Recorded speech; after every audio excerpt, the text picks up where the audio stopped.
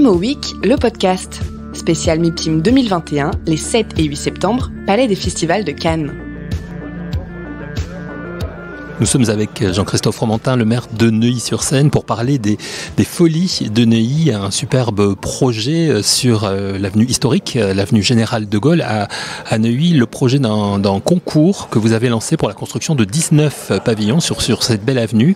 Un projet que vous avez lancé au mois de juin dernier. Les inscriptions ne sont pas encore terminées, ça s'adresse aux architectes.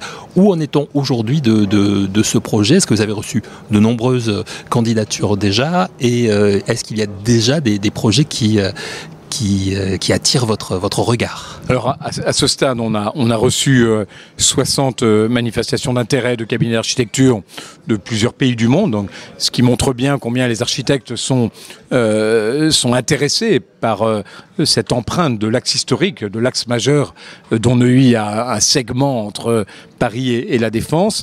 Et donc les marques d'intérêt des architectes sont possibles encore jusqu'à la fin du mois de septembre.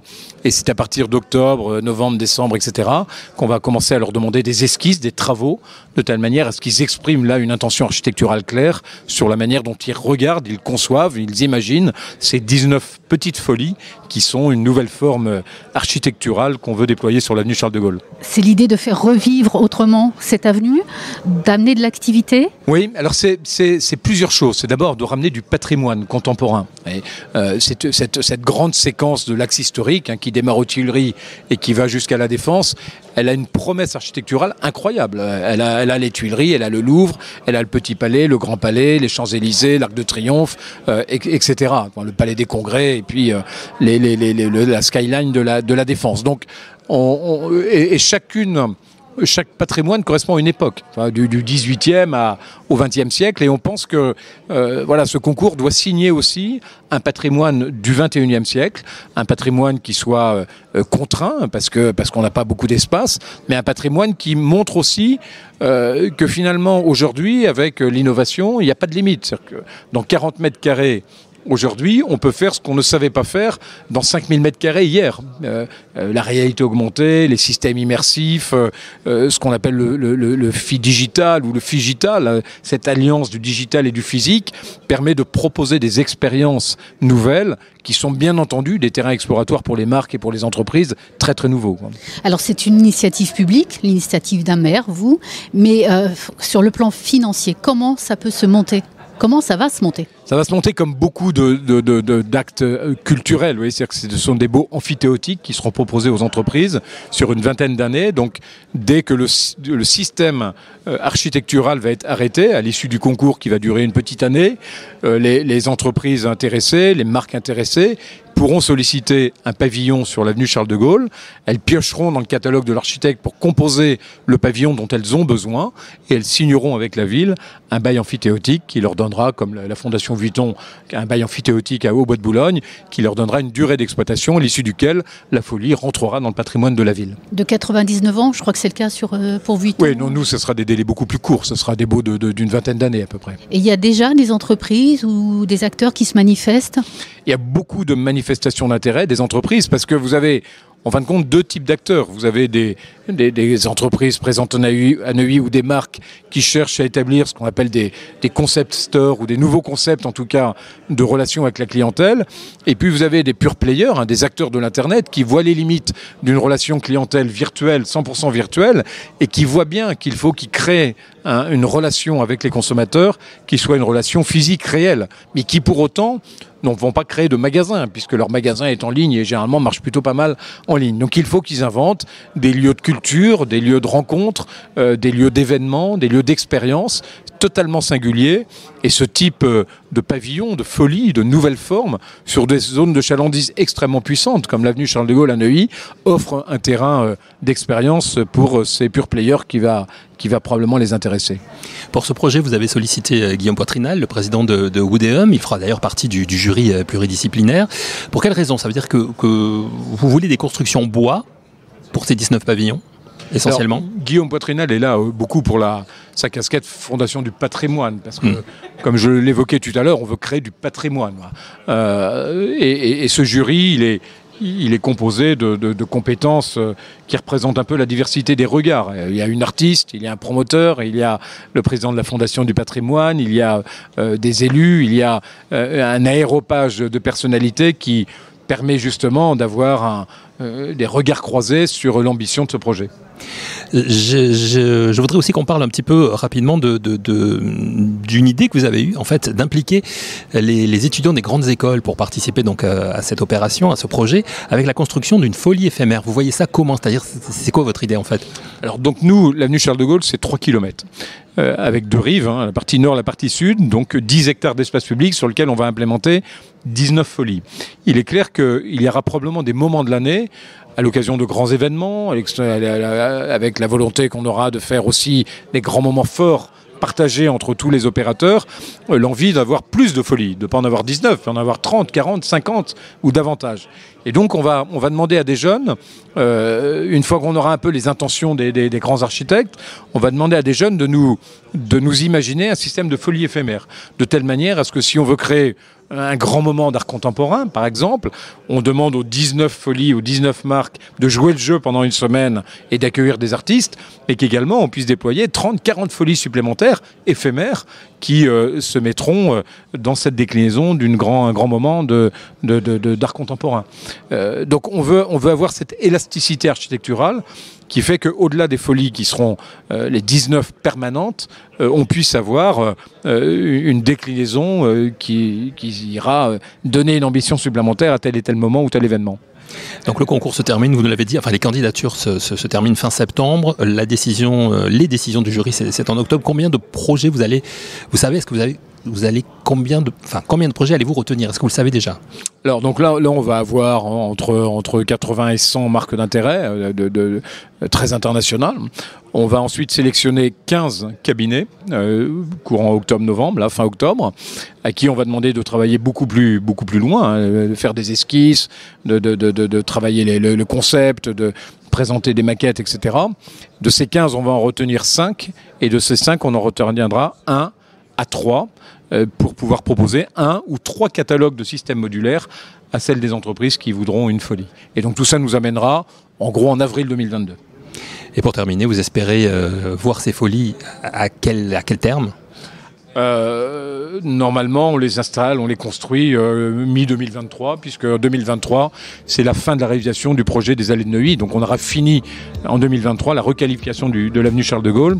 On aura créé ces 10 hectares d'espace public et on implémentera ces 19 folies à ce moment-là. Merci beaucoup, Jean-Christophe. Merci. Merci. Imo Week, le podcast. Spécial MIPIM 2021, les 7 et 8 septembre, Palais des Festivals de Cannes. Nous sommes avec Guillaume Poitrinal, président d'Oudéum. Mais j'ai une petite question au début. Est-ce que c'est au président d'Oudéum que je m'adresse ou à l'amoureux du patrimoine?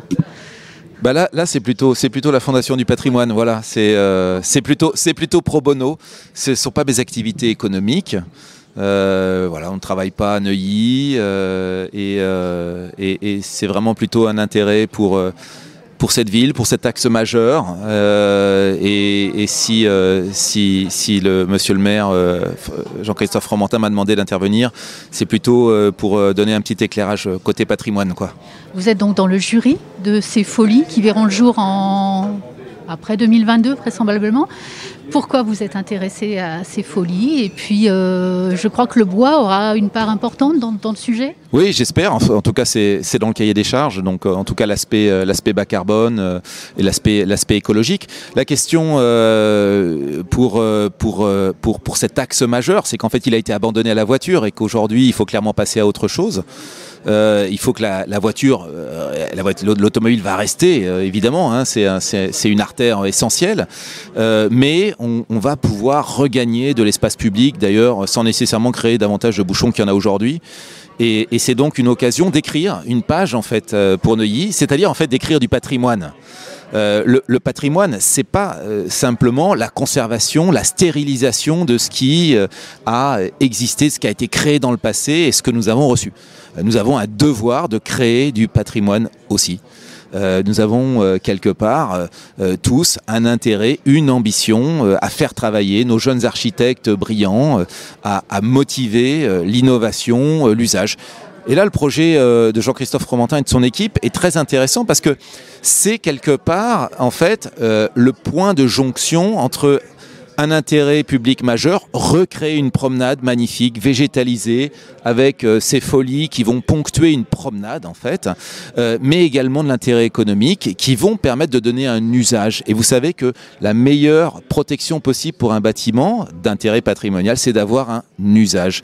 Un bâtiment qui n'est pas utilisé, qui n'a perdu son usage, c'est souvent un bâtiment en péril. 95% des bâtiments que nous recevons à la Fondation du patrimoine ont perdu leur usage. Voilà, ils n'ont plus d'usage. Et donc, une des grandes questions pour nous, c'est non seulement de préserver le patrimoine, mais de retrouver leur usage. Et là, la démarche est clairement une démarche d'intérêt économique assumé. Donc, ça va être des entreprises privées qui vont participer, qui vont quelque part investir dans ce concours d'architecture pour créer ces folies. Alors, j'ai bien compris qu'il était fait appel à l'audace, à des choses très nouvelles, à une architecture peut-être jamais vue, dans une ville comme Neuilly. Alors ça, c'est un préjugé de ma part.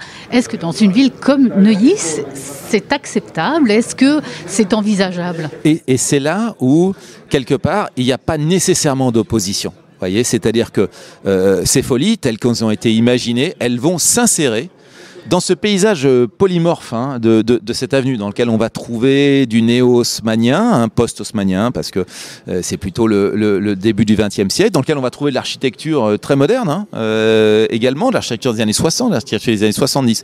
Donc, l'idée, je crois, de l'équipe là, et du projet, c'est d'abord une insertion. Donc, ce sont des petites émergences. Ce sont des petites émergences. On parle d'unités de 25 à 40 mètres carrés, et puis on parle d'une hauteur contenue. Donc on ne va pas faire des choses extravagantes. Et je pense que le jury va être extrêmement attentif à l'intégration dans ce paysage. Donc ça va être un paysage qui va être très arboré. On va avoir une énorme part de végétalisation considérable. C'est d'abord un projet presque botanique, si je pouvais le dire ainsi.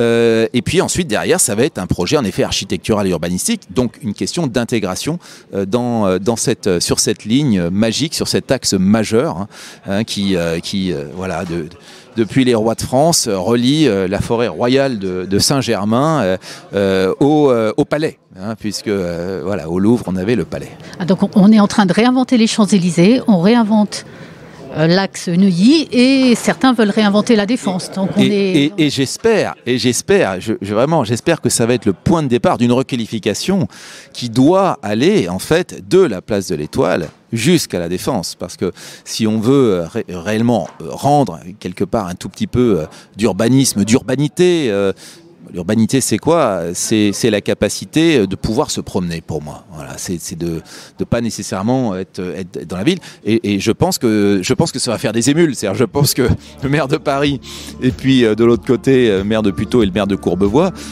et puis Paris La Défense, vont être intéressés évidemment par cette requalification et que ça va les inspirer pour la suite. Merci. Imo Week, le podcast. Spécial MIPIM 2021, les 7 et 8 septembre, Palais des Festivals de Cannes.